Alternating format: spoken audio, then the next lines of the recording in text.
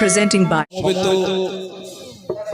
গৌর ভক্তমণ্ডল সাধু গুরু বৈষ্ণব ও আমার ভক্তিমতী মায়েদের চরণে এই অধম কৃষ্ণকান্তর শত শত শত সহস্র কোটি দণ্ডবৎ প্রণাম।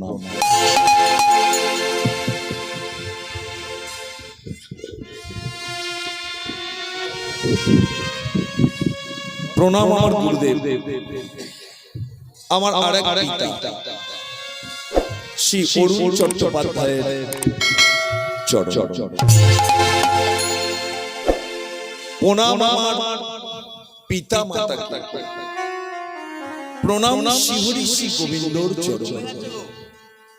আপনাদের প্রত্যেককে আশীর্বাদ দয়া করুণা আমি আমার গুরুদেবের থেকে যতটুকু শিখেছি ততটুকুই পরিবেশন করছি। যে কীর্তন জগতের কনিষ্ঠ আমি, তাই আমার গানে হাজার ভুল হবে। আপনারা প্রত্যেকে নিজ নিজ সন্তান ভাই বন্ধু ভেবে আমায় ক্ষমা। আজ থেকে 537 বছর চলবে কলিযুগের গুপ্ত বৃন্দাবন সিধাম নবদ্বীপে অবতীর্ণ হলেন। এই কলিযুগে পতিত পাবন আমার চৈতন্য মহাপ্রভু কোথায় জন্মগ্রহণ করলেন? এই বঙ্গভূমির মাটি, নদিয়ার নবদ্বীপের সিহতিয়া পাড়া জগন্নাথ মিশ্রের ঘরে আমার সচী মায়ের কোল। রাধা কৃষ্ণের মিলিত তনু হলেন এই গৌরহরি। এই গৌরহরি আমার মাত্র 24 বছর বয়সে সন্ন্যাস মন্ত্রে দীক্ষা গ্রহণ করলেন। যারা মনোযোগ সহকারে হরিনাম সংকীর্তন শুনছেন, প্রথমেই আসছে একটা প্রশ্ন, গুরুত্ব দিয়ে শুনুন। একটা 24 বছরের তরতাজা যুবক, তখনকার দিনে টোলের পণ্ডিত, তিনি বাড়িতে সুন্দরী বউকে রেখে, বৃদ্ধা মাকে রেখে, আপনাদের মতন পাড়া প্রতিবেশীকে রেখে সন্ন্যাসী হলেন কেন? অপরাধ নেবেন না। এই মুহূর্তে আপনাদের দেশে বা আমাদের দেশে, আপনাদের পাড়ায় বা আমাদের পাড়ায় 1000 ছেলের মধ্যে একজনকেও সন্ন্যাসী দেখাতে পারবেন না। তাহলে আজ থেকে 537 বছর আগে জন্মগ্রহণ করে চৈতন্য মহাপ্রভু সন্ন্যাসী হলেন কেন? কি উদ্দেশ্য, কি কারণ? জেনে রাখুন। কারণ একটাই। কি কারণ? পৃথিবীতে যত আছে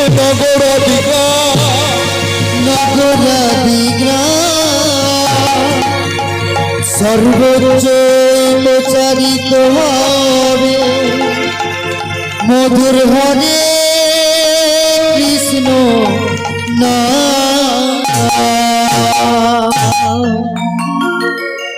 যারা শ্রী চৈতন্য চরিতামৃত পড়েন নিয়মিত, প্রথম পৃষ্ঠা উল্টালে এই শ্লোকটি দেখতে পাবেন। আস্তে শ্লোকটি কি? পৃথিবীতে যত আছে নগর আদি গ্রাম, সর্বত্রই প্রচারিত হবে মধুর হরে কৃষ্ণ নাম। এবার আপনাদের বলি, সারা পৃথিবীব্যাপী সত্যি কি হরিনাম সংকীর্তন হয়? আস্তে আস্তে বাবা, আস্তে। সত্যি কি সারা পৃথিবী ব্যাপী হরিনাম সংকীর্তন হয়, না আজকে আমরা বনশ্যাম নগরের বাসিন্দারা হই হই করে হরিনাম গাই? সত্যি কি হরিনাম হয় সারা বিশ্বে, যেটা চৈতন্য মহাপ্রভু বলে গেলেন? আপনাদের বলি, এই মুহূর্তে সারা বিশ্বে দেশের সংখ্যা হচ্ছে 190টি। তার মধ্যে 128টি দেশে হরিনাম সংকীর্তন হয়। আর এই 128টি দেশের প্রতিনিধিরা প্রতিনিয়ত বঙ্গভূমির একটা ধামে এসে দুটি বাহু তুলে হই হই করে হরিনাম গায়। যে ধামে আমার বিশ্বাস আজকে যারা হরিনাম সংকীর্তন শুনেছেন তারা সবাই গেছে। কোন ধাম? নদিয়ার মায়াপুর ইস্কন ধাম। চৈতন্য মহাপ্রভু বললেন, হরিনামে তোমার মুক্তি, হরিনামে তোমার শান্তি, হরিনামে তোমার অনন্ত জীবন। হরিনাম গাইলে শ্রীহরি শ্রী গোবিন্দর চরণে ঠাঁই পাওয়া যায়। আপনারা আরো বলি, যদি এই কলিযুগে চৈতন্য মহাপ্রভু না আসতেন, হরিনাম মহামন্ত্রের প্রচার এবং প্রকাশ হতো না।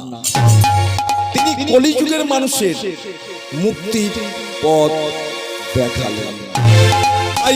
সবাই গৌরে লোরে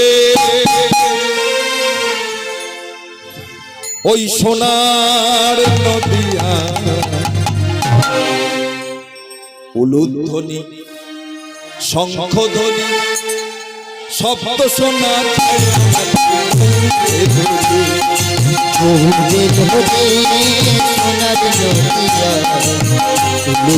শঙ্খধ্বনি শব্দ শোনা আমাদের গৌরে লোরে সোনার নদিয়া, উলুধ্বনি শঙ্খধ্বনি শব্দ শোনা যায় আমাদের গৌরে লোরে। সোনার নদিয়া শঙ্খধ্বনি শব্দ শোনা আমাদের গৌরে লোরে। শুধু গৌর হরি একে এসেছিলেন? আস্তে আপনাদের বলি, প্রতিটা যুগে ভগবান এসেছেন। একদম ধর্মশাস্ত্রের সঙ্গে মিলিয়ে নেবেন যেসব ধর্মগ্রন্থগুলো আছে, প্রতিটা যুগে ভগবান এসেছেন সঙ্গী করে। আপনাদের বলি, সত্য যুগে ভগবান নারায়ণ এসেছিলেন। সঙ্গী কে বাবা? মায়েরা একটু বলুন, নালে তো পলাশ আমার পয়সা কেটে নেবে। সত্য যুগে নারায়ণের সঙ্গী ছিলেন অনন্ত দেব। আচ্ছা, ত্রেতা যুগে সেই নারায়ণ এলেন রামচন্দ্র হয়ে। রামচন্দ্র সঙ্গীকে ভাই লক্ষ্মণ। দাপর যুগে সেই রামচন্দ্র এলেন ভগবান কৃষ্ণ নাম নিয়ে। সঙ্গীকে দাদা বলরাম। দাপর যুগের কৃষ্ণ কলি যুগে রাধা কৃষ্ণ মিলিত তনু হয়ে এলেন, নাম ভগবান শ্রীকৃষ্ণ চৈতন্য গৌর হরি। তাহলে তিনটে যুগে যদি সঙ্গী থাকে, তাহলে তো কলি যুগে সঙ্গী থাকবেই তো বাবা। কে এলেন? জগৎগুরু শ্রীপাদ নিত্যানন্দ প্রভু। পদকর্তা কি লিখলেন? নিতাই এলো রে, নিতাই এলো রে সঙ্গে গৌর এলো রে, গৌর এলো রে সঙ্গে নিতাই এলো রে, গৌর এলো রে সঙ্গে নিতাই এলো রে, গৌর এলো রে সোনার নদিয়া, শঙ্খধ্বনি শব্দ শোনা যায় গৌর এলো রে। গৌর এলো রে সোনার নদিয়া, শঙ্খধ্বনি শব্দ শোনা যায় আমাদের গৌর এলো রে। হরি নাম হরি নাম বলো হরি বল, হরি নামে বলো হরি বল। হরি নামে তার মানে দুটোই তো এক বললাম। হরি নামে যে নামগান আপনারা করছেন, সংকীর্তন করছেন, সেই হরি নামে হরি নামবে। কোন হরি? ওপরে যিনি আছেন শ্রী হরি নামবেন।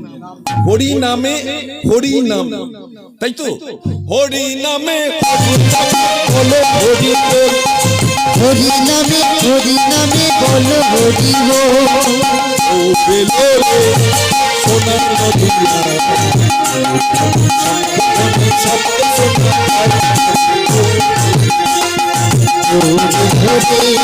সোনার নদিয়া শব্দ শোনা যায় আমাদের গৌরী। আপনাদের বলি হরিনাম আজকে আমরা দেখুন 7-8 জন গাইছি, আর আপনারা শয়ে শয়ে ভক্ত শুনছেন, খুব গুরুত্ব দিয়ে শুনছেন। আমি আপনাদের কাছে নতুন নয়, আপনাদের সঙ্গে আমার একটা রক্তের সম্পর্ক হয়ে গেছে। যেহেতু মাঝখানে পলাশ আছে, সারা বছর যোগাযোগ আছে। গত বছর আসতে পারিনি, তো এবছর বলেছিলাম পলাশ তুমি না ডাকলেও আমি যাব, তো যাই। এই সম্পর্কের কারণে বলি আজকে আমরা 7-8 জন হরিনাম গাইছি, আপনারা শুনছেন। কিন্তু প্রশ্ন হচ্ছে প্রথম হরিনাম গেয়েছিলেন কে? কেই বা শুনেছিলেন? খুব ছোট্ট করে শুনুন। প্রথম হরিনাম সংকীর্তন করেছিলেন, মানে হরিনাম করেছিলেন, তিনি হলেন ব্যাসদেবের পুত্র সুখদেব গোস্বামী। ওমা শুনেছিলেন কে? করেছিলেন একজন, শুনেছিল একজন। তিনি কে? ব্রহ্ম শাপযুক্ত রাজা পরীক্ষিত। চৈতন্য মহাপ্রভু যখন কলিযুগে নামটা নিয়ে এলেন, তখন এটা চিন্তা করলেন কলিযুগের মানুষকে একজন একজন একজন করে হরিনাম দেয়া সম্ভব নয়। তাহলে কি করতে হবে? সঙ্গ করতে হবে। এই যে আমরা হরিনাম গাইছি, আপনারা সঙ্গ করছেন, সৎসঙ্গ। তাহলে একসঙ্গে অনেক মানুষ গাইবে, একসঙ্গে অনেক ভক্ত শুনবে, তাকে বলে সঙ্গ। আর নামটা হয়ে গেল হরি নাম সংকীর্তন। এরা দু ভাই কি করলেন? নিতাই গৌর নেচে নেচে যায়, নিতাই গৌর সংকীর্তনে নেচে নেচে যায়, নিতাই গৌর সংকীর্তনে নেচে নেচে যায়, নিতাই গৌর সংকীর্তনে নেচে নেচে যায়। ও বেলো রে সোনার নদিয়া, শঙ্খধ্বনি শব্দ শোনা যায় আমাদের গৌরে। সোনার নদিয়া শঙ্খধ্বনি শব্দ শোনা যায় আমাদের গৌরী। শঙ্খধ্বনি শব্দ শোনা যায় আমাদের গৌরী, আমাদের গৌরী, আমাদের গৌরী, আমাদের গৌরী। এবার আপনাদের বলি চৈতন্য মহাপ্রভু লীলা করেছেন কটি বলুন, আর ভগবান কৃষ্ণ লীলা করেছেন কটি? আপনাদের বলি চৈতন্য মহাপ্রভু লীলা করেছিলেন মাত্র 48 বছর। খুব গুরুত্ব দিয়ে শুনুন। লীলা করেছিলেন মাত্র দুটি, একদম ভিতরে গেলে বুঝতে পারবেন কি দুটি লীলা করলেন। 24 বছর নবদ্বীপ লীলা, আর 24 বছর পুরুষোত্তম শ্রীক্ষেত্র জগন্নাথ ধাম লীলা। এর ফাঁকে বলি ভগবান কৃষ্ণ লীলা করেছিলেন কত বছর মায়েরা? 125 বছর, 125 ইয়ার্স। কটি লীলা করলেন? 3টি। কি কি? বৃন্দাবন লীলা, মথুরা লীলা, দ্বারকা লীলা। এবার আপনাদের কোন জায়গায় কত বছর ভগবান কৃষ্ণ লীলা করেছিলেন? 11 বছর করেছিলেন শ্রীধাম বৃন্দাবন, 11 বছর করেছিলেন মথুরা, 103 বছর করেছিলেন দ্বারকা। তবে এই যে ভগবান কৃষ্ণ লীলা করেছিলেন, যদি আজকে চৈতন্য মহাপ্রভু না আসতেন, ভগবান কৃষ্ণের লীলা কি, রাধা কৃষ্ণের প্রেমটা কি, আজকে আপনারা আমরা কেউ জানতে পারতাম না। সেই জন্যই তো গৌরহরির চরণ ধরা। ওমা তোমাদের বলি, দেখবে যদি তুমি পঞ্চায়েত প্রধানের কাছে যাও কোনো দরকারে, তিনি প্রথমেই বলবেন সদস্য সই এনেছো? দেখবেন, বাস্তব কথা বলছি। আচ্ছা, সদস্য সই নিয়ে আপনি পঞ্চায়েত প্রধানের কাছে গেলেন, প্রধানকে বললেন আমার এমএলএ কে দরকার, উনি একটা চিঠি লিখে দিলেন। আপনি এমএলএ কাছে গেলেন, এমএলএর কাছে গিয়ে বললেন আমার এমপি কে দরকার, উনি তখন একটা চিঠি লিখে দিলেন। যদি সদস্য আপনাকে চিঠি লিখে দেয় যে এমপির কাছে গিয়ে যোগাযোগ করুন, সে চিঠি গ্রাহ্য হবে। তাহলে প্রতিটা ধাপ আছে, আগে সদস্য, তারপর প্রধান, তারপর এমএলএ, তারপর এমপি। এইভাবে আমাদের বাস্তবিক জীবনটাকে সাজানো। তাহলে চৈতন্য মহাপ্রভু যদি না আসতেন, আমরা হরিনামের প্রচার এবং প্রকাশ দেখতে পেতাম না। তাই আজও 537 বছর পরে চৈতন্য মহাপ্রভুর জনপ্রিয়তা এতটুকু কমেনি। তাই আমরা সবাই মিলে গৌরহরির চরণ ধরব, চরণ ধরে গুরুচরণ আশ্রয় করে লীলায় প্রবেশ করব। ধরলো ধরলো লওরে কিশোর লওরে কিশোরী প্রেমে নিতাই ডাকে আয়, লওরে কিশোরের প্রেমে নিতাই ডাকে আয়, লওরে কিশোরী প্রেমে নিতাই ডাকে আয়, ডাকে আয় নিতাই ডাকে আয় চাঁদ গৌর ডাকে আয়, নিতাই ডাকে আয় চাঁদ গৌর ডাকে আয়, নিতাই ডাকে আয় চাঁদ গৌর ডাকে আয়, ধরলো লওরে কিশোরের প্রেমে নিতাই ডাকে আয়, লওরে কিশোরী প্রেমে নিতাই ডাকে আয়, আমার শান্তিপুর নদে ভেসে যায়, শান্তিপুর নিবুডুবু নদে ভেসে যায়, শান্তিপুর নদে ভেসে যায়, শান্তিপুর নিবুডুবু নদে ভেসে যায়, প্রেমানন্দে বাহু তুলে হরি গুণ গায়, প্রেমানন্দে বাহু তুলে হরি গুণ গায়, আমার প্রেমানন্দে বাহু তুলে হরি গুণ গায়, প্রেমানন্দে বাহু তুলে হরি গুণ গায়, ধরলো ধরলো লওরে কিশোরের প্রেমে নিতাই ডাকে আয়, লওরে কিশোরী প্রেমে নিতাই ডাকে আয়, লওরে কিশোরী প্রেমে নিতাই ডাকে আয়, লওরে কিশোরী প্রেমে নিতাই ডাকে আয়, লওরে কিশোরী প্রেমে নিতাই ডাকে আয়। এবার আপনাদের বলি, চৈতন্য মহাপ্রভু 24 বছর বয়সে মাঘ মাস শীতের রাত গৃহত্যাগ করলেন। আচ্ছা মায়েরা, ওনার বাড়ি তো নবদ্বীপে। নবদ্বীপ কোন জেলা? নদী। কিন্তু তিনি যখন গৃহত্যাগ করলেন, আমি প্রতিটা পাট পাট বলে যাচ্ছি, অসুবিধা হলে একবার জিজ্ঞাসা করবেন, আমার জানা থাকলে আমি বলে দেবো আবার। তাহলে উনি যে গৃহত্যাগ করলেন, গেলেন কোথায়? আপনাদের বলি, যারা নবদ্বীপ গেছেন, কলিযুগের গুপ্ত বৃন্দাবন, মাঝখানে যে নদী, নদীর ওপারটা হচ্ছে অন্য জেলা। কোন জেলা?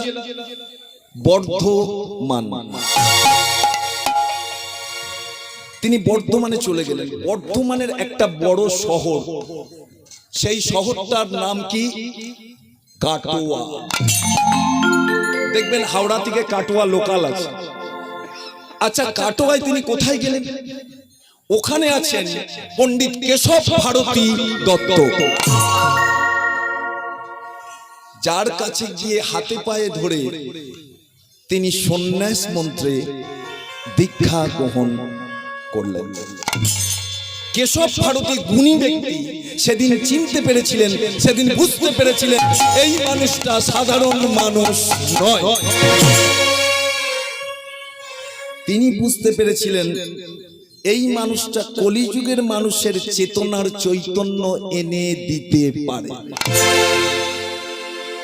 তাই তিনি বললেন, আজ থেকে তোমার নাম নিমাই নয়, আজ থেকে তোমাকে আমি একটা নতুন নামকরণ করব। কি নাম দিলেন? শ্রীকৃষ্ণ চৈতন্য। শ্রীকৃষ্ণ চৈতন্য, শ্রীকৃষ্ণ চৈতন্য, শ্রীকৃষ্ণ চৈতন্য। এবার আপনাদের বলি, এই শ্রীকৃষ্ণ চৈতন্য নাম নিয়ে তিনি কোথায় যেতে চেয়েছিলেন? খুব গুরুত্ব দিয়ে বুঝবেন এবং ধর্মগ্রন্থ দেখে নেবেন। তিনি প্রকৃতপক্ষে যেতে চেয়েছিলেন বৃন্দাবনে, কিন্তু তিনি বৃন্দাবনে যেতে পারলেন না। ফিরে এলেন শান্তিপুরে অদ্বৈত আচার্যর বাড়িতে। মাকে খবর দিলেন, কিন্তু বিষ্ণুপ্রিয়াকে খবর দিলেন না। মাকে দেখে মায়ের চরণ দুখানি জড়িয়ে ধরলেন আমার চৈতন্য মহাপ্রভু। বলছে মা, বলছে নিমাই, তুই সন্ন্যাসী হয়ে চলে যাচ্ছিস বাবা, শুনেছি তুই যেতে চেয়েছিলিস বৃন্দাবনে, কিন্তু বৃন্দাবন তো অনেক দূর রে বাবা, তুই গেলে কেমন আছিস আমি খবর পেতাম না। হ্যাঁ রে বাবা, তোর কি কাছাকাছি কোনো ধাম পছন্দ নয়, যে ধামে গেলে আমি জানবো আমার নিমাই কেমন আছে? তখন নিমাই পণ্ডিত চৈতন্য মহাপ্রভু বললেন, মা তুমি কোথায় গেলে তুমি শান্তি পাবে, তুমি বলো। বৃন্দাবনে না জানি মা, থাকো লীলা চলে। বৃন্দাবনে না যাওনি মা, থাকো লীলা চলে।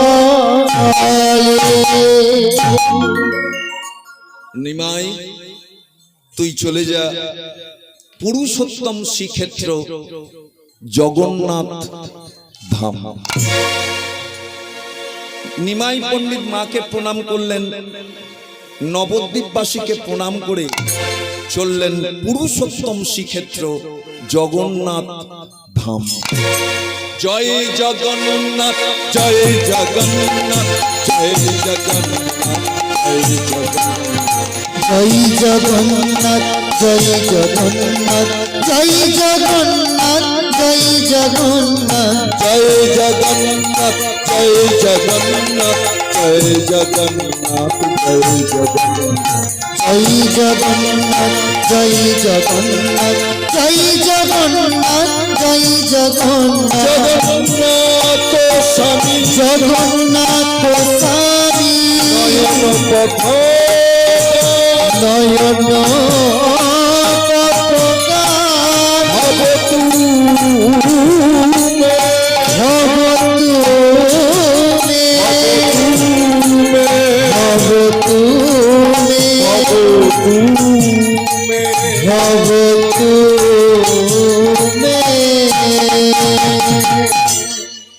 মায়েরা এবং আমার বাবারা যারা জগন্নাথ ধামে গেছেন এবং যারা এখনো যাননি তারা অবশ্যই যাবেন। চৈতন্য মহাপ্রভু জগন্নাথ ধামে গিয়ে কোথায় থাকতেন, বিষয়বস্তুগুলো তথ্য গুরুচরণ আশ্রয় করে আস্বাদন করুন। যারা গেছেন তারা তো দেখেছেন এবং যারা যাননি তারা দেখবেন। চৈতন্য মহাপ্রভু জগন্নাথ ধামে গিয়ে কোথায় থাকতেন তাহলে শুনুন। সমুদ্রের ধারে চৈতন্য মহাপ্রভুর একটা স্ট্যাচু আছে, যারা গেছেন তারা জানেন। এবং ওই যে সমুদ্রের ধার থেকে মন্দিরের দূরত্ব হচ্ছে 1.5 কিলোমিটার। বেশিরভাগ ভক্ত হেঁটেই যান। 1 কিলোমিটার যাবার পরে ডান দিকে একজন উড়িষ্যাবাসীর বাড়িতে তিনি থাকতেন, যার নাম হচ্ছে কাশীনাথ মিশ্র। যে বাড়িটার আরেক নাম গম্ভীরা, যে বাড়িটার বর্তমান নাম সুন্দর করে সাজানো হয়েছে শ্রী রাধাকান্ত মঠ। এখানে গেলে কি পাবেন? চৈতন্য মহাপ্রভুর কাঁথা বালিশ এখনো পাওয়া যায়, চৈতন্য মহাপ্রভু যে মাদুরে শুতেন সেটা সুন্দর করে গুছানো আছে। চৈতন্য মহাপ্রভু যে ধর্মগ্রন্থগুলো অধ্যয়ন করতেন সেগুলো সাজানো আছে। এবং আজ থেকে 537 বছর আগে জন্মগ্রহণ করে যখন তিনি পুরীতে গেলেন, ওই গম্ভীরায় একটা প্রদীপ জ্বালিয়েছিলেন, সেই প্রদীপটা আজও জ্বলছে। এবার আপনাদের বলি, যেখানে চৈতন্য মহাপ্রভু স্ট্যাচুটা আছে সমুদ্রের তীরে, সেখান দিয়ে তিনি প্রতিদিন সমুদ্রে নামতেন। সমুদ্রে নেমে সমুদ্রের জলে স্নান করতেন। হরিনাম গাইতে গাইতে মন্দিরের ভিতরে প্রবেশ করতেন। এবার আপনারা বলুন, জগন্নাথ মন্দিরের দরজা কটা? যারা গেছেন তারা নিশ্চয়ই দেখেছেন, বলুন। আমি বলছি, জগন্নাথ মন্দিরের দরজা হচ্ছে 4টি। চৈতন্য মহাপ্রভু কোন দরজা দিয়ে ঢুকলেন? প্রথম, যার নাম হচ্ছে সিংহ দ্বার। আচ্ছা, চৈতন্য মহাপ্রভু জগন্নাথ মন্দিরের ভিতরে ঢুকলেন, জগন্নাথ প্রভুকে জড়িয়ে ধরলেন? কখনো নয়। আপনাদের বলি, যারা গেছেন তারা জানেন, এক পাশে 3 ভাই বোনকে সিংহাসনে বসানো আছে, ঠিক তার উল্টো দিকে এইরকম একটা মোটা স্তম্ভ আছে, ঠিক এইরকম। ওই স্তম্ভটার নিচে থালা দেয়া আছে আর প্রদীপ জ্বলছে। ভক্তরা ওখানে কিছু অর্থ বিতরণ করেন, দান করেন। ওই স্তম্ভটাকে বলা হয় গরু স্তম্ভ। চৈতন্য মহাপ্রভু প্রথমে গিয়েই জড়িয়ে ধরলেন। ধরতে কি হলো? মনে পড়ে গেল, এই যে 3 ভাই বোন বসে আছে, এরা প্রকৃতপক্ষে কে? কেন এদের হাত পা নেই? এদের কে প্রতিষ্ঠা করলো? এই মন্দির তৈরি করলো কে? এদের আগে নামকরণ কি ছিল? কিভাবে এই মন্দিরে এলো?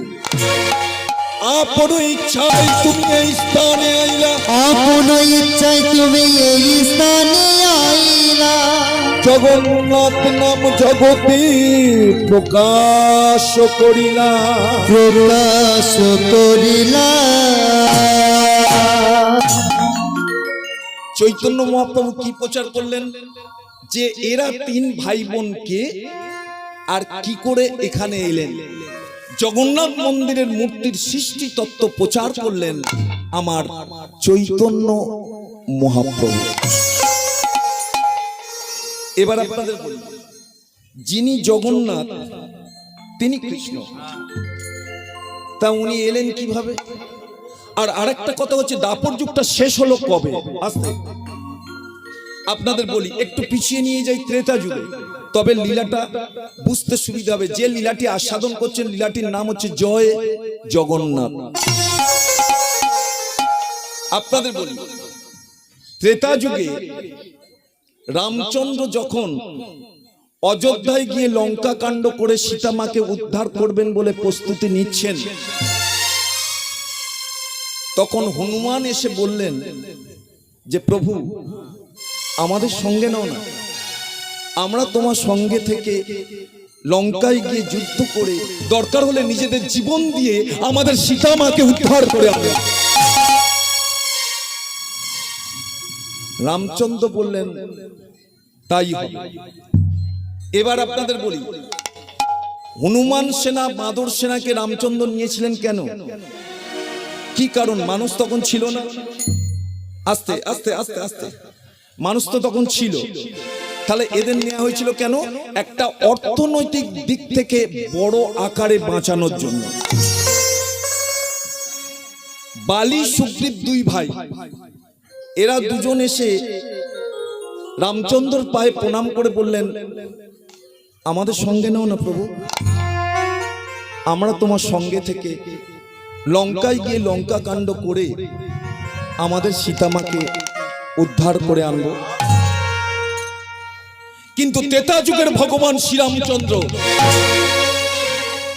বালি সুগ্রীবের পারিবারিক দ্বন্দ্বকে কাজে লাগিয়ে অকারণে আড়াল থেকে তীর-ধনুক দিয়ে বালিকে হত্যা করলেন। বালি পুত্র অঙ্গদ কাঁদছেন। রামচন্দ্র বুঝতে পেরেছিলেন তিনি কত বড় অপরাধ করেছেন।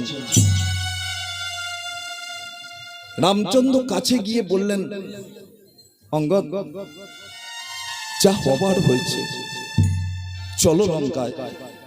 লঙ্কায় গিয়ে লঙ্কা কাণ্ড করে তোমাদের সীতামাকে উদ্ধার করবে, চলো। সেই মুহূর্তে অঙ্গদ কিছু বললেন না, খালি একটা কথা বললেন, প্রভু, আমি জানি না আমার পিতার কি অন্যায় ছিল, আপনি যখন অনুরোধ করছেন লঙ্কায় গিয়ে লঙ্কা কাণ্ড করে আমাদের সীতামাকে উদ্ধার করে আনবই। রামচন্দ্র সবাইকে নিয়ে গেলেন লঙ্কায়। লঙ্কায় গিয়ে লঙ্কা কাণ্ড করে রাবণকে পরাজিত করে নিহত করে সীতামাকে উদ্ধার করে নিয়ে এলেন অযোধ্যায়। এবার রামচন্দ্র বিজয় উৎসব করছেন, আনন্দ। হঠাৎ রামচন্দ্র বলে ফেললেন, আজকে যার যা মনের ইচ্ছা সব পূরণ করবে। এটা বলে ফেলেছিলেন, আস্তে এটা বলে ফেলেছেন। প্রথমে সামনে দাঁড়িয়েছিলেন হনুমান। হনুমান, তুমি আমাকে অনেক সাহায্য করেছো, সহযোগিতা করেছো, এমনকি এ জগতে সবচেয়ে যে আমার প্রিয় আমার ভাই লক্ষণ, তার জীবনটা বাঁচিয়েছো তুমি। বলো তুমি আমার থেকে কি আশা করো? হনুমান বললেন, প্রভু, ইচ্ছা আমার একটাই, আমি সারা জীবন যেন তোমার পাশে থাকতে পারি। রামচন্দ্র বললেন, সারা জীবন নয়, আগামী যত যুগ আসবে তুমি থাকবে। কলিযুগে হনুমান আছে, দেখেছেন তো? এবার দাঁড়িয়ে আছেন অঙ্গদ। অঙ্গদ, তোমার কি মনের ইচ্ছা? বলছে, না প্রভু, আমার কোনো ইচ্ছা নেই। বলছে, অঙ্গদ, তুমি প্রাণ খুলে বলো তোমার কি ইচ্ছা, আমি পূরণ করব। অঙ্গদ বললেন, প্রভু, ইচ্ছা আমার একটাই, আমি পিতৃ হত্যার প্রতিশোধ চাই। রামচন্দ্র বুঝতে পারলেন অঙ্গদ আঘাতটা কোথায় দিলেন। বললেন, অঙ্গদ, পিতৃ হত্যার প্রতিশোধ তুমি নিতে পারবে, তবে এই ত্রেতা যুগে সম্ভব নয়। কথা দিলাম, আগামী দাপর যুগে তুমি পিতৃ হত্যার প্রতিশোধ নিতে পারবে। কেন? ত্রেতা যুগে, এই যুগে আড়াল থেকে আমি তীর ধনুক দিয়ে তোমার পিতাকে অকারণে হত্যা করেছি। তোমাকে কথা দিলাম, আগামী দাপর যুগে আমি ভগবান কৃষ্ণ হয়ে জন্মগ্রহণ করব, তুমি জন্মগ্রহণ করবে জরা ব্যাগ নামে। কথা দিলাম, তোমার হাতে আমার মৃত্যু হবে। ভগবান কৃষ্ণ দাপর যুগে এসেছেন। দাপর যুগে প্রভাস নদীর তীরে একটি বৃক্ষের ডালে বসে পা দোলাচ্ছেন। জন্মগ্রহণ করেছেন জরা ব্যাগ। এই জায়গাটা খুব গুরুত্ব দিয়ে শুনুন। ভগবান কৃষ্ণের লীলার শেষের দিকে জরা ব্যাগ দূর থেকে পাখি মনে করে ছুড়লেন।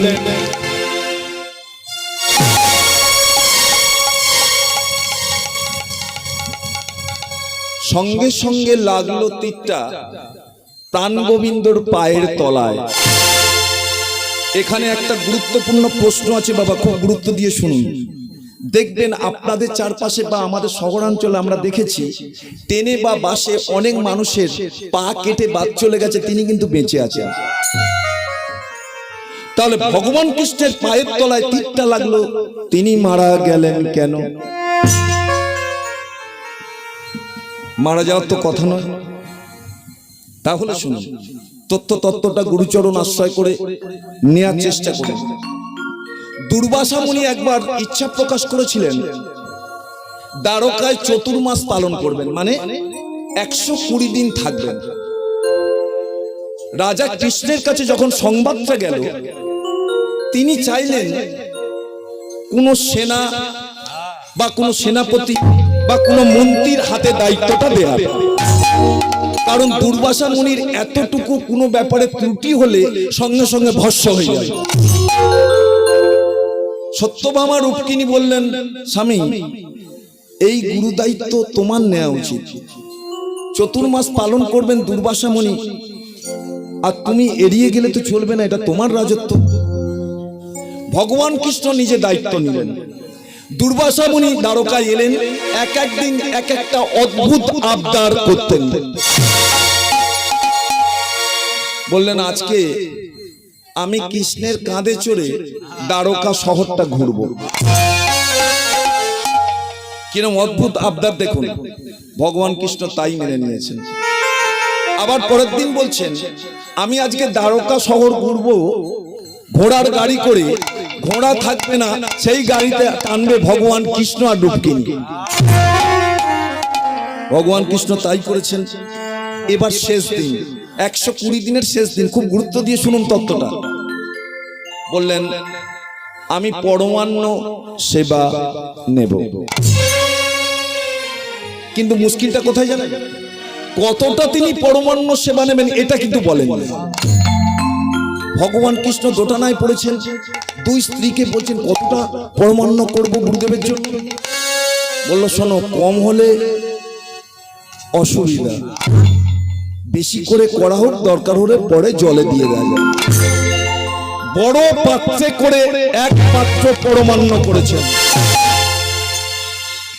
ভগবান কৃষ্ণ দুর্বাসা মুনির কাছে এসে বললেন, হে মুনিবর, আপনি যদি অনুমতি দেন তাহলে আমরা 3-4 জন মাথায় করে হোক, হাতে করে ধরে নিয়ে আসি। বলো, না না না না, ছোট্ট একটা পাত্রে আমাকে দিলেই আমি সেবা নেব। ভগবান কৃষ্ণ দেখেছেন তো করা হয়েছে অনেকটা, কথা মতো ছোট্ট একটা পাত্রে দুর্বাসা মুনিকে সেই পরমান্নটা দিয়েছেন। উনি সেবাও নিয়েছেন। দুর্বাসা মুনি বললেন, তুমি বললে যে অনেকটা পরিমাণে পরমান্ন করা হয়েছে, এক কাজ করো, তুমি 120 দিন যে সেবা দিয়েছো আমি ধন্য। তুমি ওই পরমান্নতে ডুবে আমার কাছে এসে দাঁড়াও। ভগবান কৃষ্ণ যেই পরমান্নতে ডুবতে গেছেন, দুই স্ত্রী স্বামীর ভালো চায়। বললো, ও স্বামী, ওটা তো মহাপ্রসাদ, ওতে কি কেউ পা দেয়? এক কাজ করো, তুমি দাঁড়াও, আমরা পাত্র করে তোমার মাথায় ঢেলে দিই। ওমা, পাত্র করে মাথায় ঢাললে সারা শরীরে লাগবে, পায়ের তলাটায় লাগবে, সব শরীরের সব অঙ্গে প্রত্যঙ্গে লাগলো, কিন্তু পায়ের তলায় আর লাগলো না। সশরীরে দুর্বাসা মুনির কাছে গিয়ে উপস্থিত হলেন। বলছে, কৃষ্ণ, তুমি যে সেবা দিয়েছো আমি সন্তুষ্ট।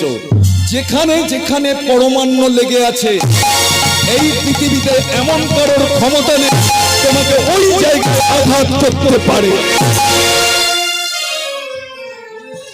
কিন্তু দুর্ভাগ্য, পায়ের তলাটায় পরমান্ন লাগে। জড়া ব্যাগ তীরটা মারলেন পায়ের তলায়, সঙ্গে সঙ্গে দেহটা পড়ে গেল প্রভাস নদীর জল। এবার আপনাদের বলি, প্রভাস নদীর সঙ্গে একটা মহাসাগরের যোগ আছে। কোন মহাসাগর?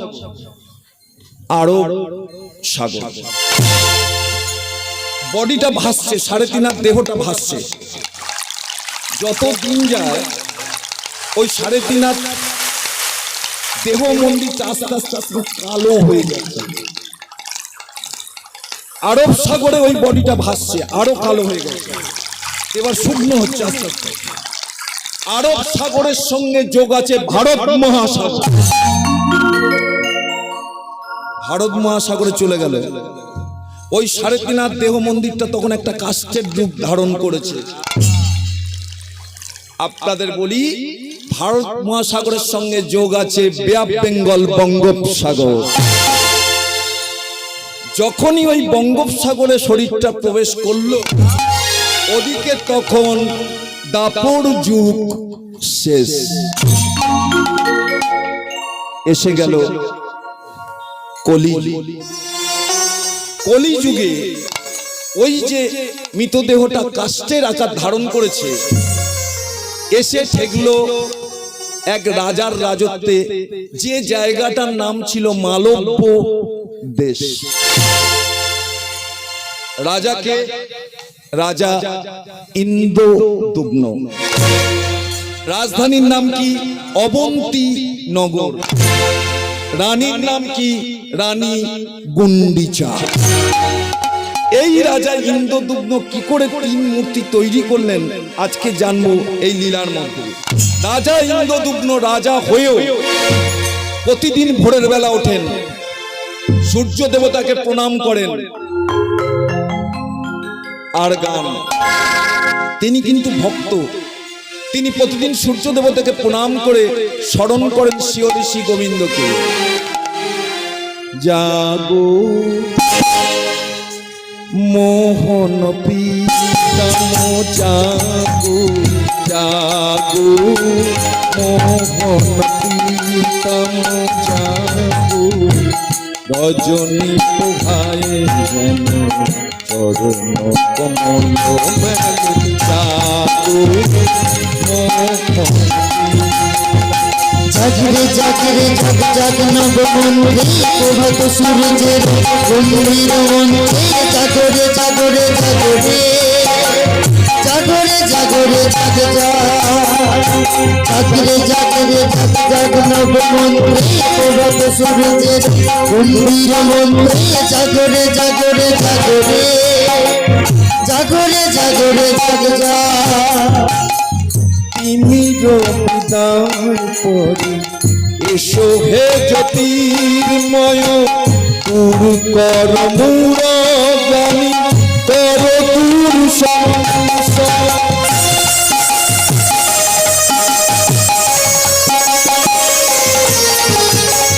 তিমির বিদার পরে এসো হে জ্যোতির্ময়, দূর কর মূঢ়গামী কর দূর সংশয়। অমানিসা ভাঙি কর সংসার,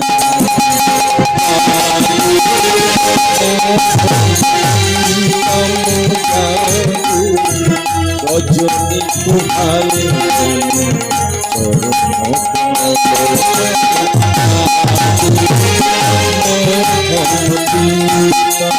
জাগরে জাগরে জাগ জাগ নবমন্ত্রী, প্রভাত সূর্যের গম্ভীর মন্ত্রী, জাগরে জাগরে জাগরে, জাগরে জাগরে জাগ জাগরে জাগরে জাগ জাগ নবমন্ত্রী, প্রভাত সূর্যের গম্ভীর মন্ত্রী, জাগরে জাগরে জাগরে, জাগরে জাগরে জাগ আকাশে বাতাসে শোনো মুক্তির মন্ত্রণ, কিশোরী দ্বিধায় আছি কিশোরী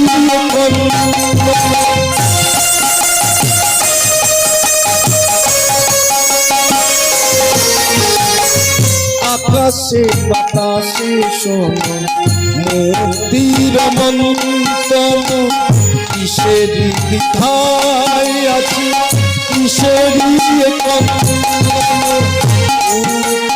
প্রেম জন কর ভয়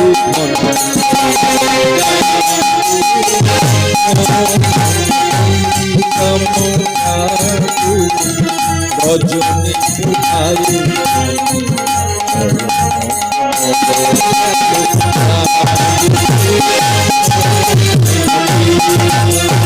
জাগরে জাগরে জাগ জাগ নবমন্ত্রী, প্রভাত সূর্যের গম্ভীর মন্ত্রী, জাগরে জাগরে জাগরে, জাগরে জাগরে জাগ জাগরে জাগরে জাগ জাগ নবমন্ত্রী, প্রভাত সূর্যের গম্ভীর মন্ত্রী, জাগরে জাগরে জাগরে,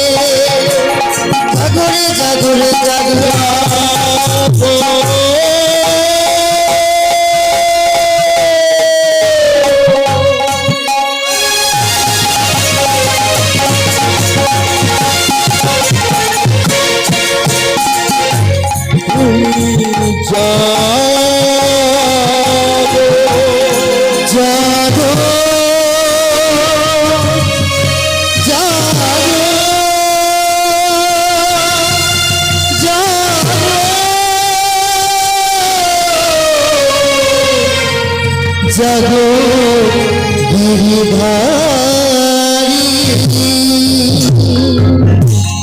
রাজা ইন্দ্রদুম্ন মালব্য দেশের রাজা।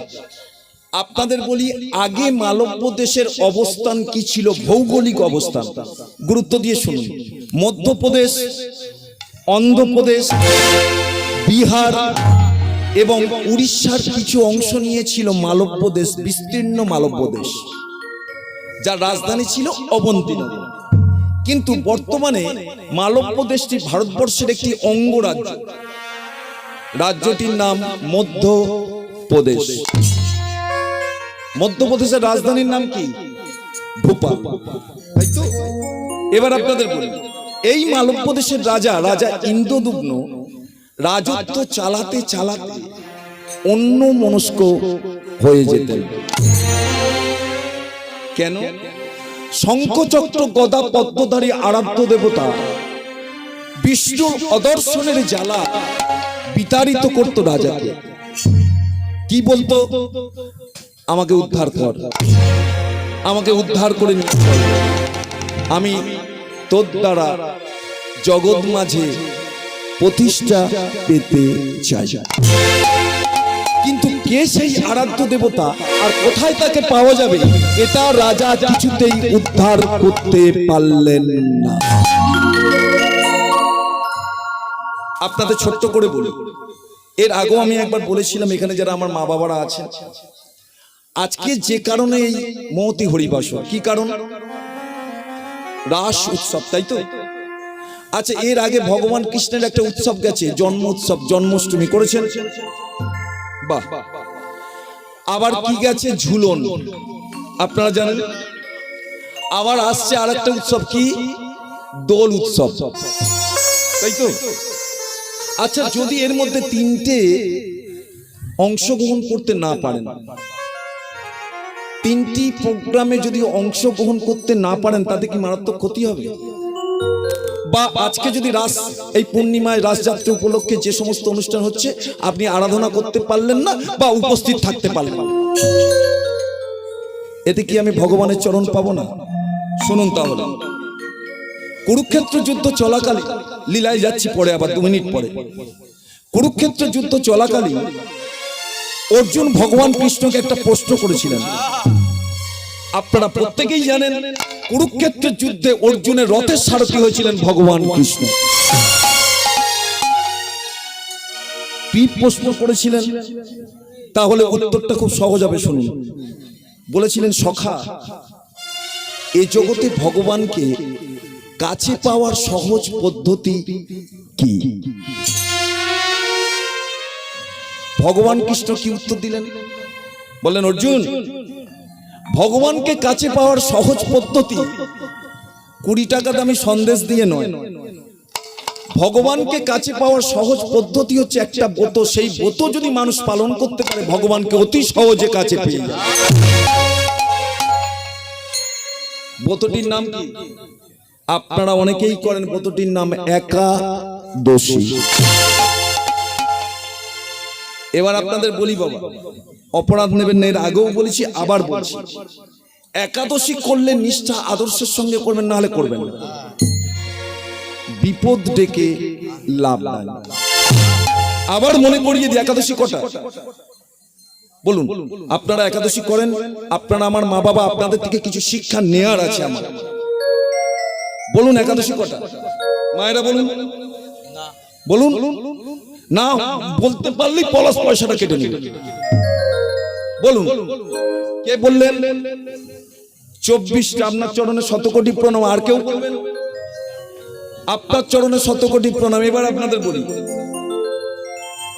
যিনি 26টা বললেন, খুব গুরুত্ব দিয়ে শুনুন, যিনি 26টা বলেছেন তিনি ঠিক বলেছেন, আর যিনি 24টা বলেছেন উনি ভুল বলেননি। তাহলে তথ্যটা কোথায় লুকিয়ে আছে, গুরুত্ব দিয়ে শুনুন। প্রতি মাসে হয় 2টো করে একাদশী। ওমা, কোন সময় গো? সরকারি ছুটির দিন, শনিবার আর রবিবার। ঠিক ঠিক ঠিক ঠিক। তাহলে কোন সময়? আপনাদের বলি, প্রতি মাসে হয় 2টি পক্ষ, একটা শুক্লপক্ষ, একটা কৃষ্ণপক্ষ। আর দুই পক্ষে হয় দুটি একাদশী। আচ্ছা, যদি বছরে 12 মাস হয় তাহলে 12 দ্বিগুণে 24টা, উনি ঠিক বলেছেন। আচ্ছা, আমি পয়সা পাওয়ার লোভে আমি বললাম, উনি 26টা বলেছেন, ঠিক বলেছেন। তাহলে শুনুন, ভগবান কৃষ্ণ অর্জুনকে বললেন, জানবে অনেক কাল ছাড়া ছাড়া বছরের একটা মাস আসবে যার নাম হচ্ছে মল মাস। আর এই মল মাসে হয় দুটো মারাত্মক একাদশী। যে একাদশী দুটির নাম পদ্মিনী একাদশী আর পরমা একাদশী। শোনো অর্জুন, 11 দুগুণে 22টা একাদশী তুমি করবে। যে বছর যে মাসটা মল মাস পড়লো, পূর্ব নির্ধারিত দুটো একাদশী তুমি করতে পারবে না। আরো বলি, 11 দুগুণে 22টা একাদশী করলে যা ফল লাভ হবে, মল মাসের দুটো একাদশী পদ্মিনী আর পরমা করলে তার 10 গুণ ফল লাভ হবে। তাহলে এবার বলি, পয়সা পাওয়ার লোভে নয় বাবা, উনি যে 26টা বলেছেন তাহলে হলো 26টা। উনি বললেন 24টা, পালিত হলো 24টা। এবার আপনাদের বলি, একাদশী করলে একাদশীর আগের দিন, একাদশীর দিন এবং একাদশীর পরের দিন অবশ্যই নিরামিষ আহার ভক্ষণ করা উচিত। একাদশী করলে কোনোদিন শস্য দানায় হাত দেবেন না। আপনাদের চরণ ধরে বলি, একাদশী করলে তেলে স্পর্শ করবেন না। একাদশী করলে মিথ্যে কথা বলবেন না। একাদশী করলে নেশা করবেন না। এবার যদি বলেন মায়েরা, কৃষ্ণকান্ত বাবা তুই এবার বল এইখানটায় কি রাখবো? ফল আর সবজি সিদ্ধ। আর যতক্ষণ একাদশী চলবে কোন রকম কুচিন্তা না করে শ্রীহরি শ্রী গোবিন্দের গুণকীর্তন করুন। কাউকে জানাতে হবে না, মনে মনে করুন। যদি বাসাই লোক জানতে পারে আপনাকে টোন টিটকিরি করে একাদশী করেছে, জানানোর দরকার নেই। শুধু তাই নয়, যদি কাউকে দান করেন যেন কেউ জানতে না পারে যে আপনি দান করেছেন, ওতে আরো মহাপাপ হবে। এবার আপনাদের বলি, অনেকেই বলবেন বাবা কৃষ্ণকান্ত 24খানা একাদশী করা আমার পক্ষে সম্ভব নয়। তা বাবা 10টা টাকা নেই আর অন্য একটা রাস্তা বলে দে, শুনেছি ভারতবর্ষের অনেক আইন আছে, ওর আইনের ফাঁকও আছে। তাহলে শুনুন, অনেকে নাম করা 4টি একাদশী করে। কি? পার্শ্ব একাদশী, ভীম একাদশী, উত্থান একাদশী, শয়ন একাদশী। অসুবিধা নেই, করুন। এরপরেও যে মা আমার সামনে বসে আছেন তিনি বললেন, বাবা এই 4টি করাও আমার পক্ষে সম্ভব নয়। তাহলে বাবা আমি কি ভগবানের চরণ পাবো না? বাবা 2 দিন পরেই তো আমাকে চলে যেতে হবে। আসার সময় মা বাবা হাত ধরে এনেছে, যাবার সময় কে যাবে? রাস্তা একটা আছে বাবা। আমি আপনাদের বলছি, ভারতবর্ষে অনেক রাস্তা আছে, অনেক ফাঁক আছে, কারোকে কিছু বলার দরকার নাই। সামনেই আছে গঙ্গা, আপনারা সকালবেলা চলে যান, নাকে কানে হাত দিয়ে গঙ্গার জলে ডুব দিন। উঠে কোনো মানুষের দিকে তাকাতে হবে না, তাকান সূর্য দেবতার দিকে। সূর্য দেবতার দিকে তাকিয়ে করজোরে খালি একটা কথা বলুন, 32 অক্ষর 16 নাম যদি মন দিয়ে গাইতে পারেন, সেটি কি? হরে কৃষ্ণ কৃষ্ণ কৃষ্ণ কৃষ্ণ হরে হরে, হরে রাম রাম রাম হরে হরে, কৃষ্ণ হরে কৃষ্ণ কৃষ্ণ হরে হরে, রাম হরে রাম রাম রাম হরে হরে, কৃষ্ণ হরে কৃষ্ণ হরে হরে, হরে রাম হরে রাম রাম হরে হরে, হরে কৃষ্ণ কৃষ্ণ কৃষ্ণ হরে হরে, হরে রাম রাম রাম হরে হরে। মায়েরা যারা রাতের ঘুম নষ্ট করে এই মহতি হরিবাসরে হরিনাম সংকীর্তন শুনছেন, শুনুন, মা বাবা আমাদের এই দেহটা দিয়েছেন কার দয়ায়? মা বাবা হচ্ছে মাধ্যম। বাসে উঠলে তিনি পারাপার করবেন, তার বিনিময়ে পয়সা দিতে হয়, তাই তো? তাহলে মা বাবা মাধ্যম, মা বাবার চরণ সেবা করা আমাদের কাজ, কারণ তারা আমাদের এনেছে, তাই তো? তাহলে ওপরওয়ালা যে আমাদের দুটো হাত দিয়েছে বাবা, আমাদের কথা বলার জন্য সুন্দর বদনখানি দিয়েছে, আবার ঝগড়া করার জন্য এত বড় জিভটাও দিয়েছে, তা যদি আমরা সবাই মিলে একবার মুখ দিয়ে উচ্চারণ করি বড় তালি দিয়ে, তাহলে আমাদের 3.5 হাত দেহ মন্দিরটা ধন্য হবে। যদি আপনারা দুটি বাহু তোলেন চিন্তা নেই, কমিটি আপনাদের থেকে পয়সা দেবে না। খালি অনুরোধ করছি একবার হাতটা তুলুন আর করো জোরে করো তালি, তালে দিতে হবে বাবা, তালে, বেতালে করলে হবে না, কমিটি পয়সা কেটে দেবে। তালে সবাই মিলে কিরম করবেন? হরে কৃষ্ণ হরে Krishna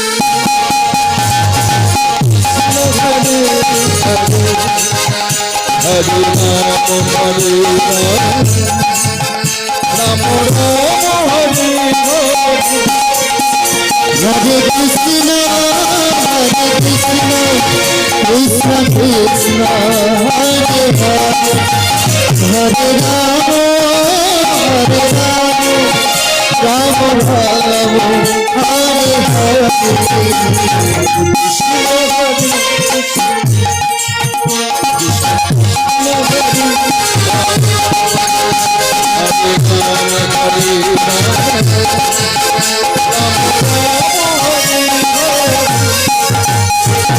Krishna Hare Krishna Krishna Krishna Hare Hare Hare Ram Hare Ram Ram Ram Hare Hare। ওমা, তোমাদের আসরে এসেছে একটা মারাত্মক ভুল করে ফেলেছি। ভুলটা কি মা, তোমরা একটু ধরিয়ে দাও। এই মহতি হরিবাসরে আগে কৃষ্ণ নাম নেওয়া যায় না, মধুর বৃন্দাবনে রাধা নাম আগে নিতে হয়। যারা এখানে বৃন্দাবনে গেছে তারা জানেন, যদি 1 কাপ চা খেতে হয় তো 4 বার রাধা নাম নিতে হয়। যদি রিক্সা করে শ্যামকুণ্ডু, রাধাকুণ্ডু, গিরি গোবর্ধন যেখানেই যান না কেন, যদি রিক্সাতে ওঠেন রাধা নাম না বললে আপনাকে রিক্সায় নেবে না। তাহলে কত বড় অপরাধ করে ফেলেছি পয়সার লোভে।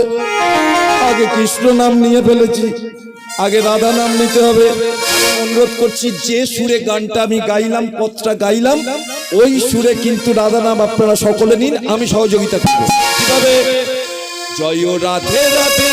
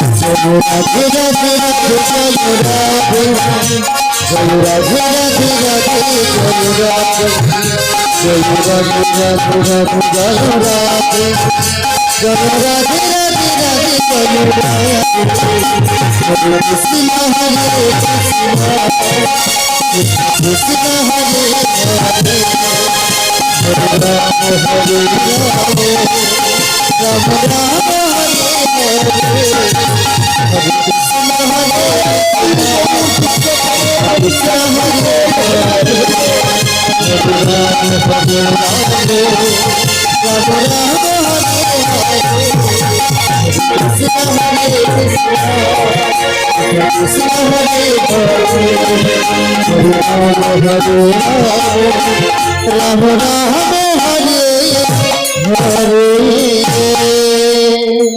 রাজা ইন্দ্রদুম্ন, মালব্য দেশের রাজা, তিনি দেবতাকে পাওয়ার জন্য রাজমুকুটটা খুলে ফেললেন, রাজপোশাক খুলে ফেললেন, মণি মাণিক্য খচিত রত্নহার সেটাও খুলে ফেললেন এবং সিংহাসন ছেড়ে দিলেন। কারণ কি? শঙ্খচক্র গদা পদ্মধারী আরাধ্য দেবতা তাকে যেন বলছে, তুই উদ্ধার করে আমায় প্রতিষ্ঠা কর। পদকর্তা কি লিখলেন? আজ ইন্দ্রদুম্ন নামে রাজা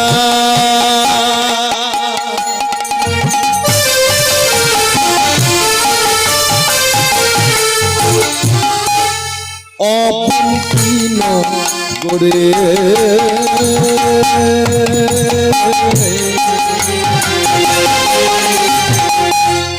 ইন্দ্রদুম্ন নামে রাজা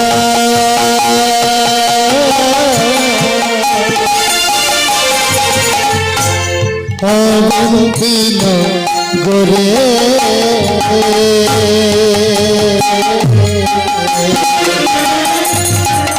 পদকর্তা কি বললেন?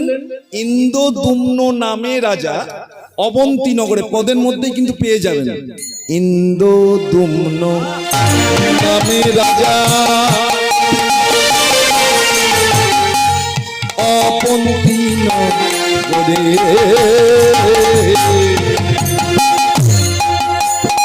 ইন্দ্রদুম্ন নামে রাজা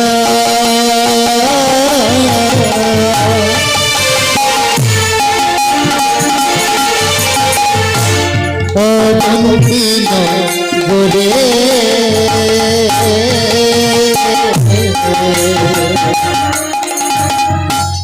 ধর্ম কর্মে ছিল মতি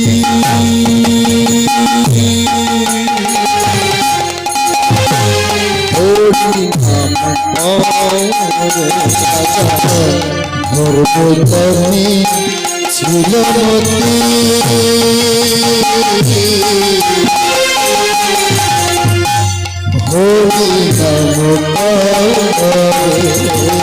তাহলে পদকর্তা কি বললেন? ধর্মে কর্মে ছিল মতি, রাজা হরি নাম করে। পদকর্তা লিখলেন। আর কি লিখলেন? শঙ্খ চক্র গদা পদ্ম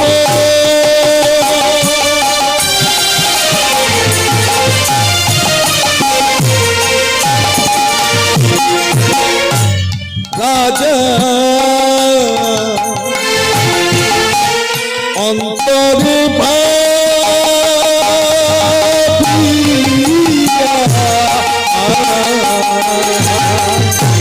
শঙ্খ চক্র গদা পদ্ম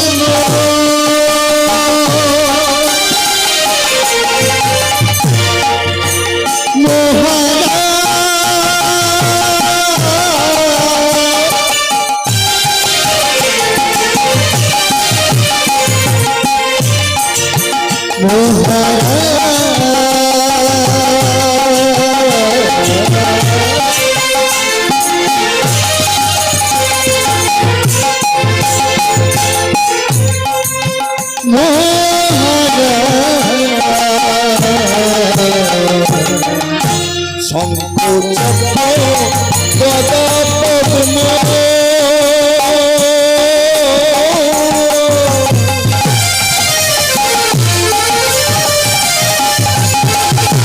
রাজা অন্তরে ভাবিয়া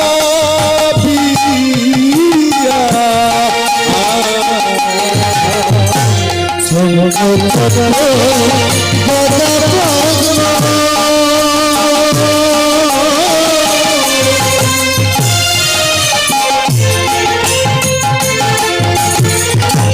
রাজা অন্তরে ভাবিয়া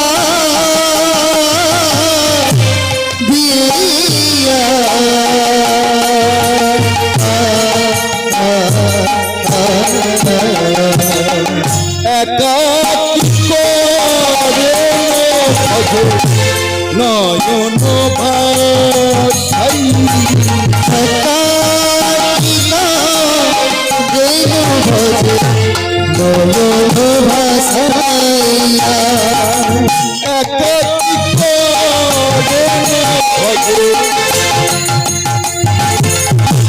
নয়ন ভাষাই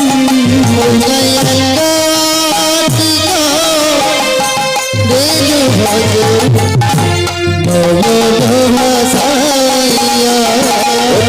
নয়ন জলে বিরাম ও তাই নয়ন জলে বিরাম নাই রে পরশুদে প্রভুকে বলে ও তাই নয়ন জলে বিরাম নাই রে হরি হরি হরি বলে ও তাই নয়ন জলে বিরাম নাই রে হরি হরি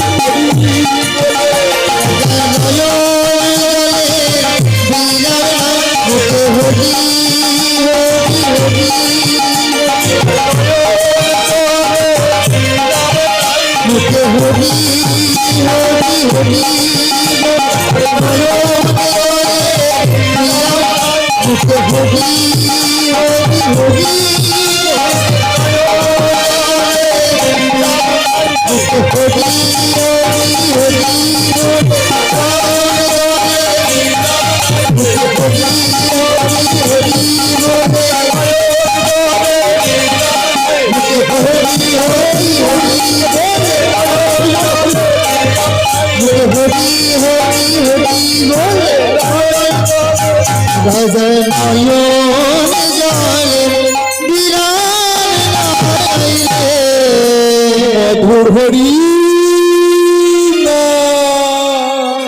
মধুর হরি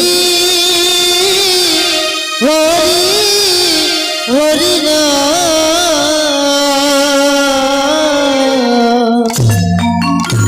তাহলে রাজা সবকিছু ছেড়ে দিয়েছেন। রাজ সিংহাসন, রাজ ঐশ্বর্য, সোনাদানা, মণিমাণিক্য, রাজপ্রসাদ। চিন্তা করছেন কার? আরাধ্য দেবতার। এমনই একটা রাত্রিতে ঘুমোতে পাচ্ছেন না, পালঙ্কে চুপ করে বসে আছেন, ঘুম আসছে। একটা অদ্ভুত সুগন্ধ ভেসে আসছে। কিরকম? চন্দন আর পদ্ম পরাগের মিলিত সৌরভ।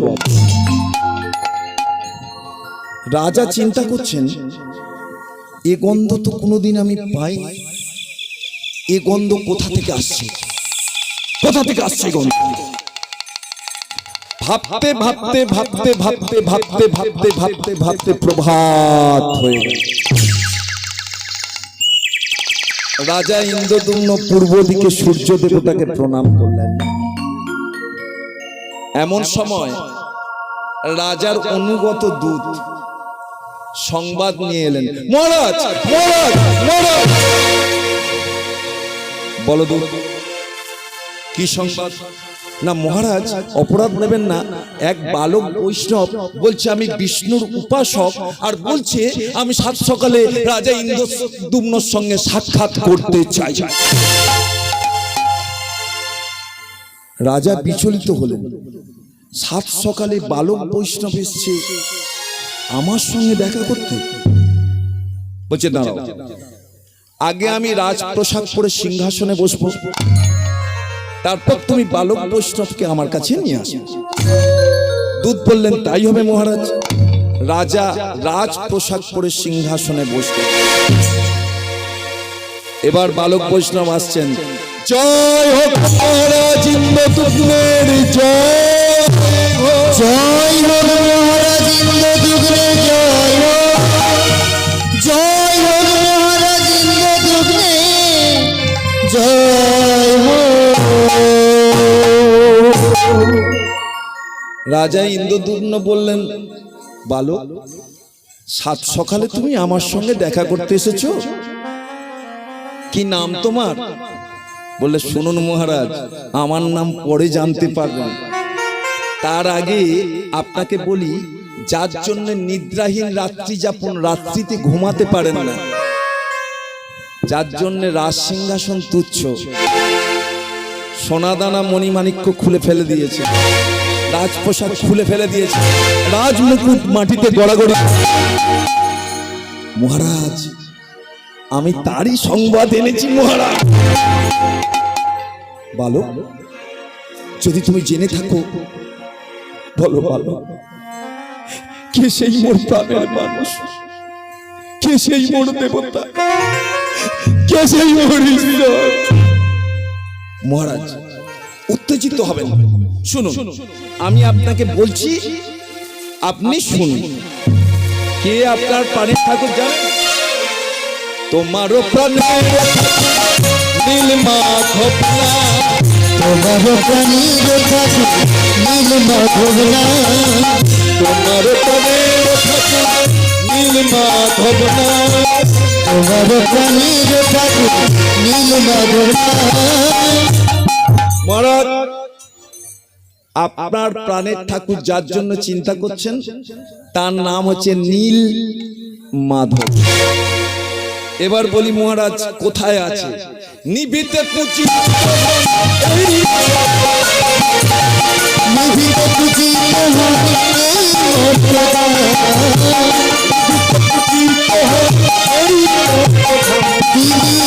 নিভিত পূজিত হয় এই মোর প্রভা। শুনুন মহারাজ, আপনারই রাজত্বে কোনো এক ভক্তের দ্বারা তিনি গোপনে পূজিত হচ্ছেন। খুব ভালো করে শুনুন মহারাজ, আপনাকে কি করতে হবে জানেন? মহারাজ বলছে বলো বলো, আমায় কি করতে হবে? তাহারে আমি আপন আকারে, তাহারে আমি যে তুমি আপন আকারে, তাহারে আমি আপন আকারে, তাহারে আমি যে তুমি ও হে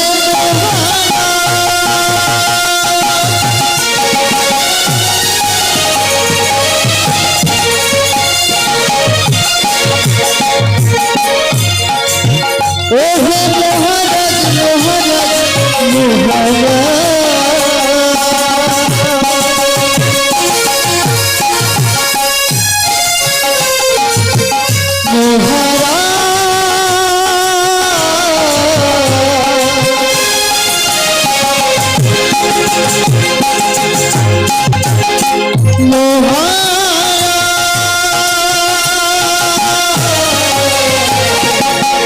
তাহারে আপন আকারে, তাহারে আমি যে তুমি আপন আকারে।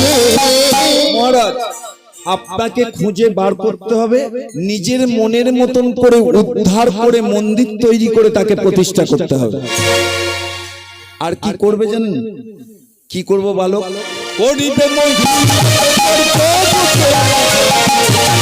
করিবে মহিমা পুত্র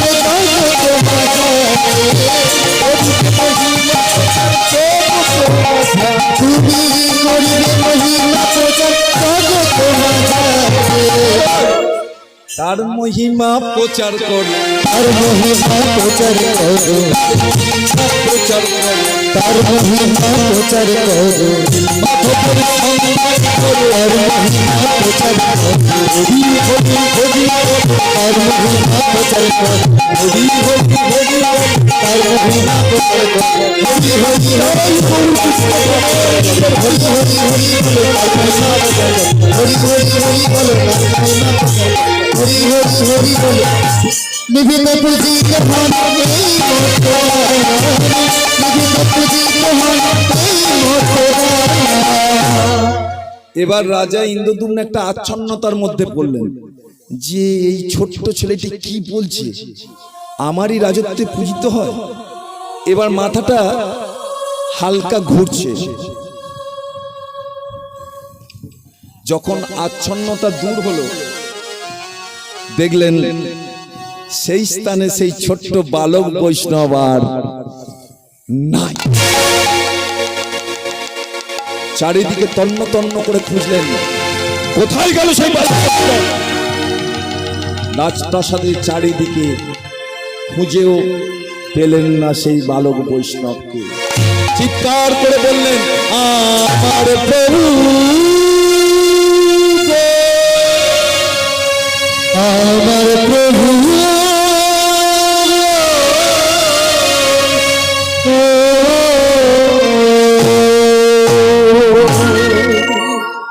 রাজা ইন্দ্রদ্যুম্ন কাল বিলম্ব না করে নীলমাধবের সন্ধান করো।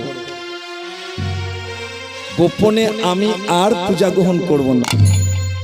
তোমার দ্বারা জগন্মাঝে জগন্নাথ রূপে প্রতিষ্ঠা হব। আমি তোমার এত কাছে গেলাম, তুমি কিন্তু আমায় ধরতে পারলে না। তাই নীলমাধবের সন্ধান করো, নীলমাধবের সন্ধান করো, তুমি নীলমাধবের সন্ধান করো। রাজা মনস্থির করলেন, নীলমাধবের সন্ধান আমি করবই, আনবো আমি নীলমাধবকে, সেখানেই থাকুক। রাজা সবকিছু করেন, কিন্তু রাজ ঐশ্বর্য আর নেই।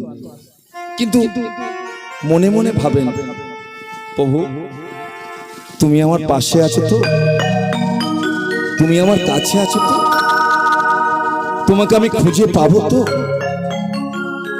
আমি যে তোমার ভক্ত, আমি যে তোমার সেবক, আমি যদি তোমাকে না পাই তাহলে আমার জীবন যে ধন্য হবে না। কে তুমি কাছে আছো, তবু জানি না আছো কোন তুমি কাছে আছো, তবু জানি না আছো কোনখানে। কে তুমি কাছে আছো, তবু জানি না আছো কোনখানে।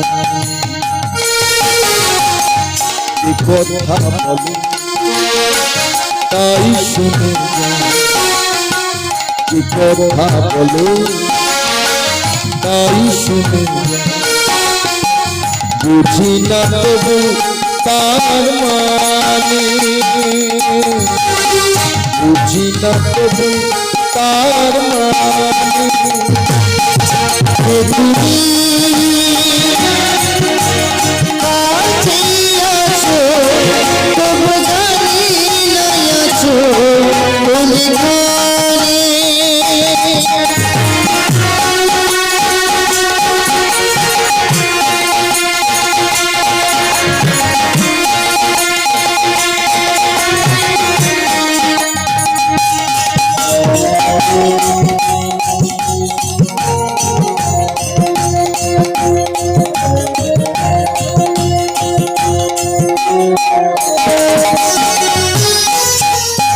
হাতটা ধরি আমারই চালা, অন্ধকারে প্রদীপ জ্বালা। হাত ধরে আমার চালা, অন্ধকারে প্রদীপ জ্বালা। হাতটা ধরি আমারই চালা, অন্ধকারে প্রদীপ জ্বালা। চোখে দেখি না প্রভু, চোখে দেখি নাই তবু,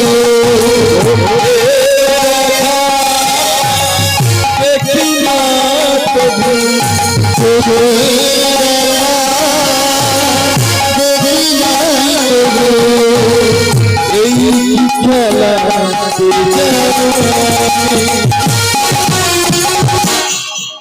যে কথা বলো তাই শুনে, যে কথা বলো তাই শুনে, বুঝি না তবু তার মানে, বুঝি না তবু তার মানে। তুমি কাছে আছো, তবু জানি না আছো কোনখানে।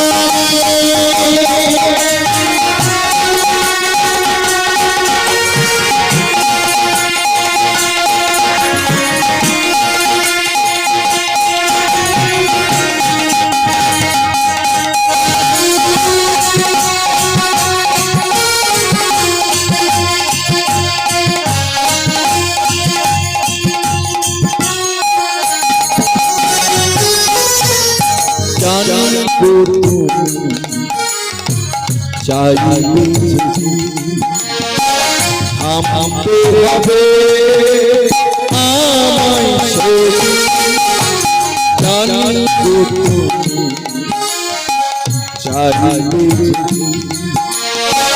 থামতে হবে আমায় ছেড়ে যাবে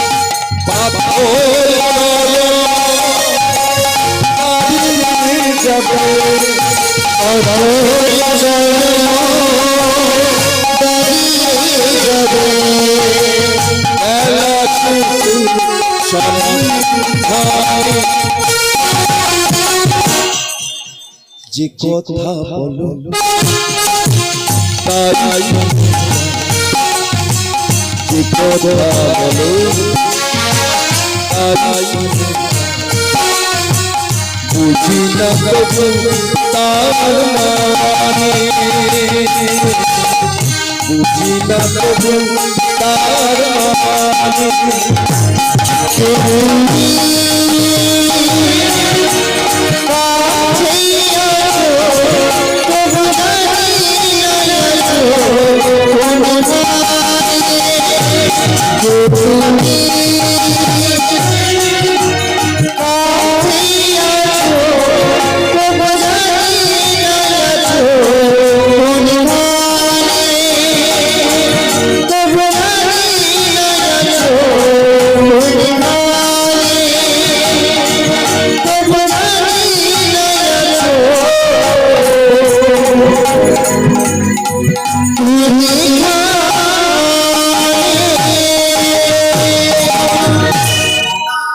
আপনারা যদি লক্ষ্য করেন আস্তে আস্তে দূর থেকে রাধা মাধবকে কত সুন্দর লাগছে দেখুন লাইটটা পড়ার পর।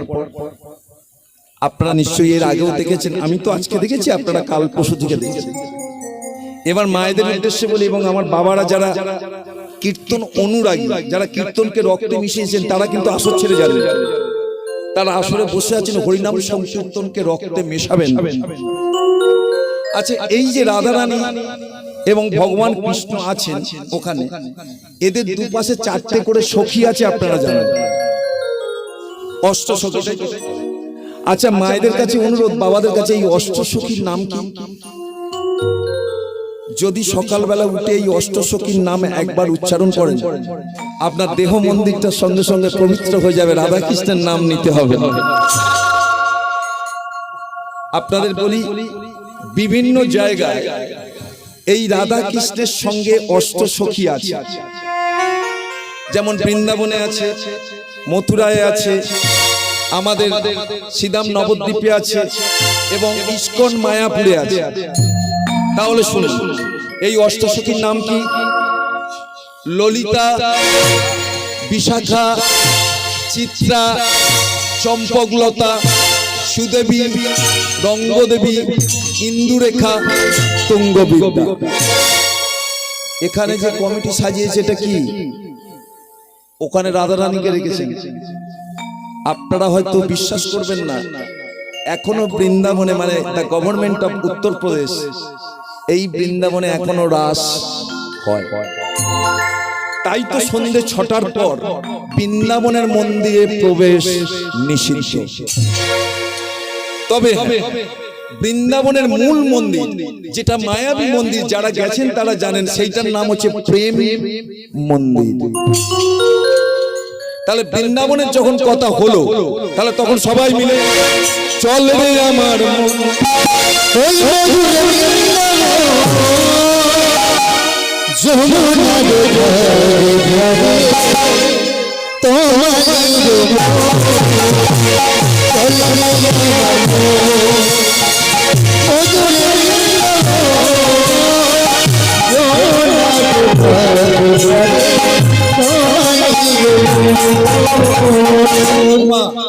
তোমরা যদি ফিডব্যাক দাও, মানে আমাকে উৎসাহ দাও, আমার গাইতে ভালো লাগে।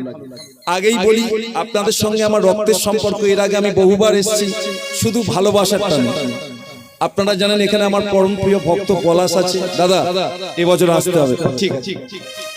সেখানে কিন্তু ভালোবাসার টানে আমি আশা করব, অনুরোধ করব, আপনারা হাত তুলে বৃন্দাবন যেন চলে গেছে, কারণ বৃন্দাবনে তো বসে আছে, চল রে আমার মধুর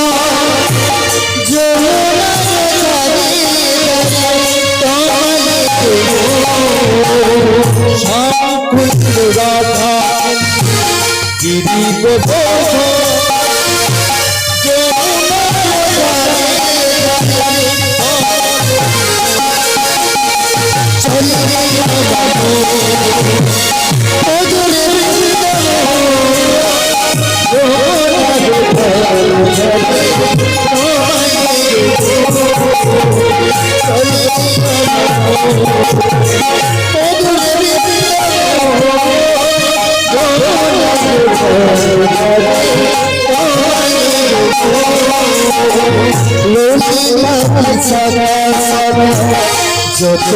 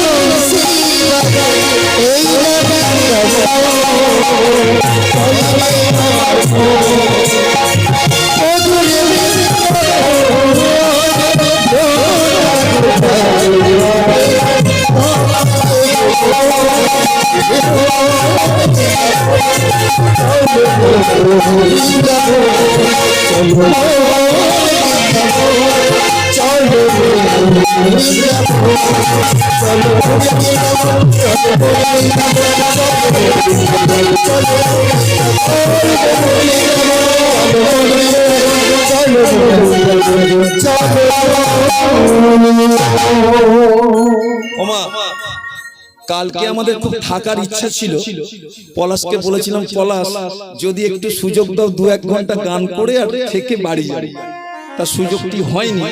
কেন জানেন? আপনাদের বলবো, এই জগতে সবচেয়ে কঠিন বস্তু কি জানেন? লীলায় যাচ্ছি আবার বলতে পারবেন আপনারা, ব্যবহার করেন, যার নাম হচ্ছে লোহা। এর মতো কঠিন বস্তু আর পৃথিবীতে নেই। এখন ধর্মগ্রন্থ বলছে লোহার থেকেও কঠিন বস্তু একটা আছে, তার নাম কি জানেন? তার নাম হচ্ছে আগুন। কোন যুক্তিতে? একমাত্র আগুনই পারে লোহাটাকে শেষ করে দিতে।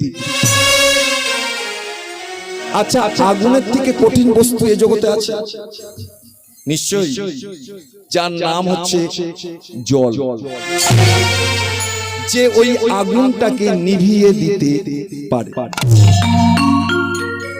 আচ্ছা মায়েরা, জলের থেকে কোনো বিষয়বস্তু আছে ভারী বস্তু? জেনে রাখুন, এই 3.5 হাত দেহ মন্দির মানুষ। কেন? মানুষ জলটাকে পান করতে পারে।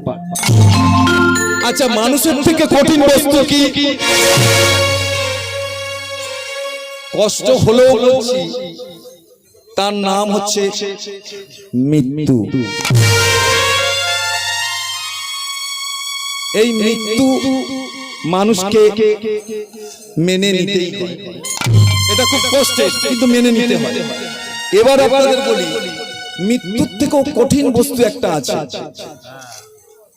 পিতামাতার আশীর্বাদ আর আপনাদের মতন ভক্তের চরণধুলি যদি আমার মাথায় পড়ে, আমি একদিন মৃত্যুর মুখ থেকে ফিরে আসতে পারি।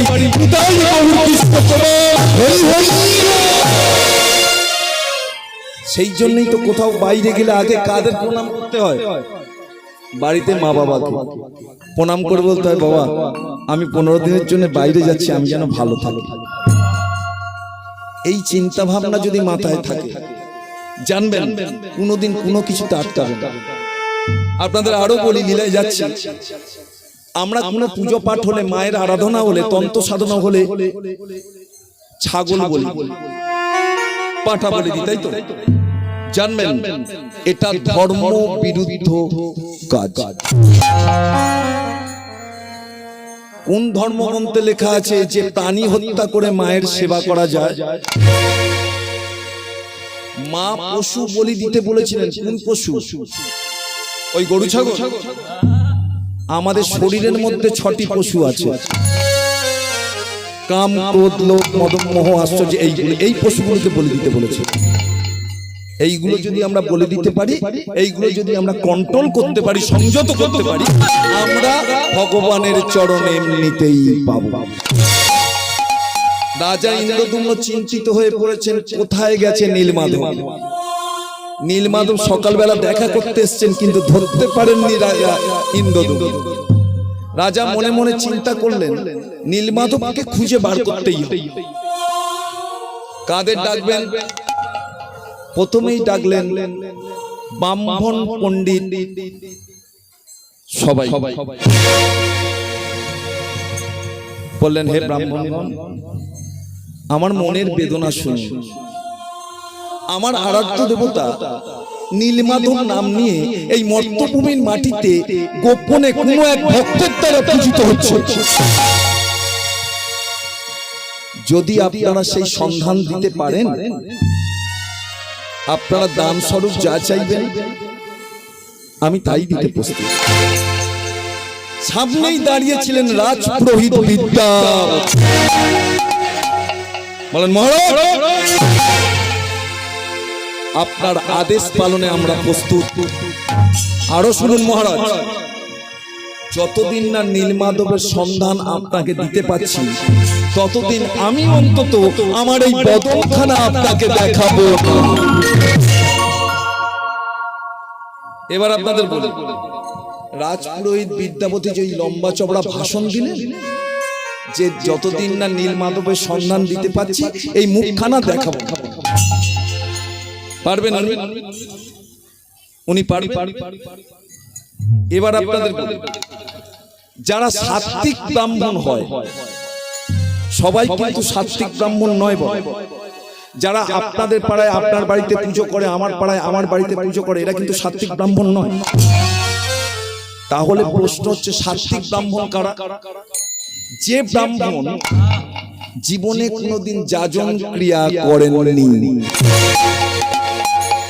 মানে যজমানি করেন, যে ব্রাহ্মণের লোভ নেই, লালসা নেই, অহংকার নেই, মিথ্যা কথা নেই, যে ব্রাহ্মণ দিনে 3 বার গায়ত্রী মন্ত্র জপ করেন, যে ব্রাহ্মণ 365 দিন নিরামিষ আহার ভক্ষণ করেন, সেই ব্রাহ্মণ হলেন নিষ্কাম ব্রাহ্মণ।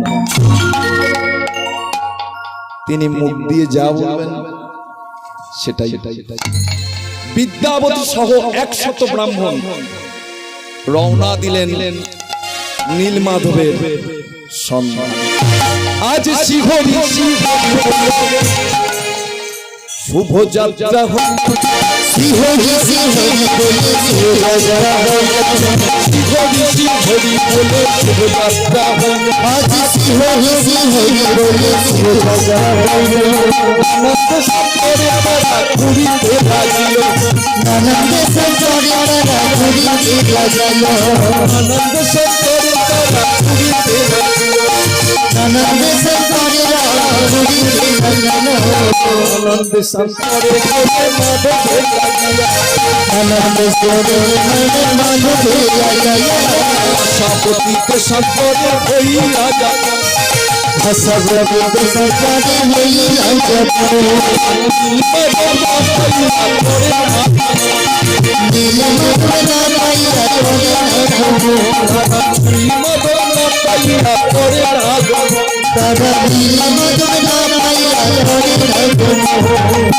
দর্শন মেলে না, দর্শন মেলে না, দর্শন মেলে না দর্শন মেলে না দর্শন মেলে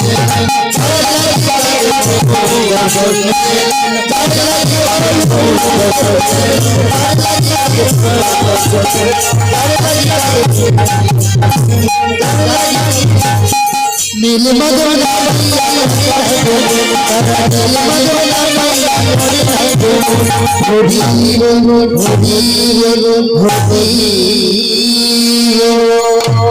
এবার আপনাদের বলি কিভাবে অঘটনটা ঘটলো শুনুন। 100 ব্রাহ্মণ নীলমাধবের সন্ধান করতে গেছেন, নীলমাধবকে পাননি। এদিকে রানী গুন্ডিচা রাজ অন্তঃপুর থেকে ছুটে এলেন রাজা ইন্দ্রদুম্নর কাছে, বলছে শুনুন মহারাজ, পাগলামো ছাড়ুন, সিংহাসনে বসুন। রাজা ইন্দ্রদুম্ন বললেন, রাজ সিংহাসনের লোভ আমার নেই, আমি সিংহাসনে বসবো না। যতদিন না নীলমাধবের সন্ধান পাচ্ছি ততদিন আমি রাজ সিংহাসনে বসবো না। 100 ব্রাহ্মণ যথাসাধ্য অনুসন্ধান করে নীলমাধবের সন্ধান পেলেন। তারা সবাই ফিরে এলেন অবন্তী নগরে রাজা ইন্দ্রদুম্নর কাছে। করজোরে বললেন, ক্ষমা করবেন মহারাজ, আমরা অপদার্থ, আমরা নীলমাধবের সন্ধান আপনাকে দিতে পারলাম না, আপনি আমাদের ক্ষমা করুন। কিন্তু রাজা ইন্দ্রদুম্ন দেখলেন সবাই ফিরে এলেও রাজপুরোহিত বিদ্যাবতী ফিরে আসেন। আসলে ব্রাহ্মণ কুলে জন্মগ্রহণ করলে কি হবে? তার সাহস ছিল ক্ষত্রিয়ের মতো। তাই বিদ্যাবতী নতুন করে নীলমাধবের সন্ধান শুরু করলেন। এদিকে রাজা ইন্দ্রদুম্ন চোখের জল ফেলতে ফেলতে নীলমাধবের কথা চিন্তা করতে শুরু করলেন। আধার জানি আজ একা আমি খুঁজি গো তোমার,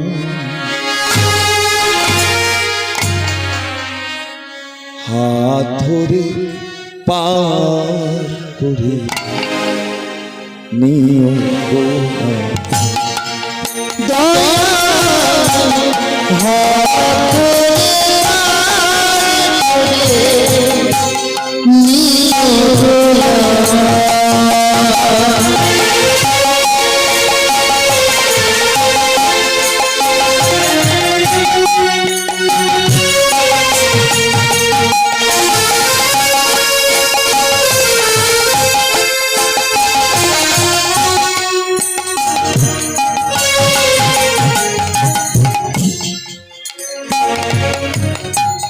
রাধা রমন মদন ও গো গিরিধারী, অহরহ বংশীধ্বনি শুনি গো রাধা মদন ও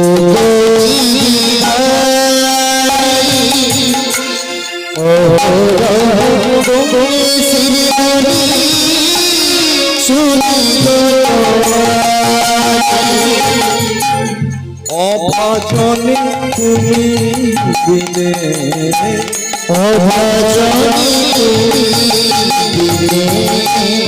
অভাজনে তুমি দিনে,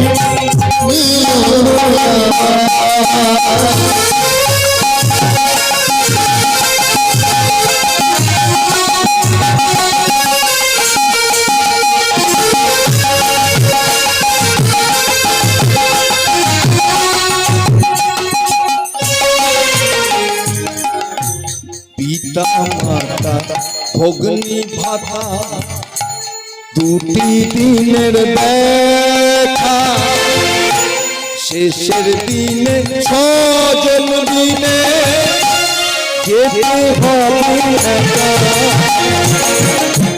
পিতা মাতা ভগ্নি ভাতা দুটি দিনের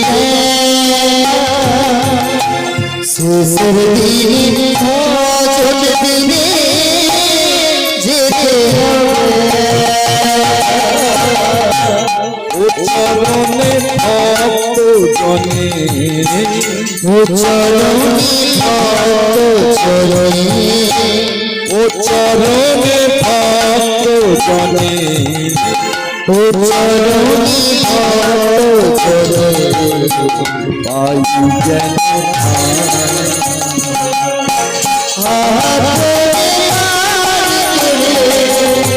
নিয়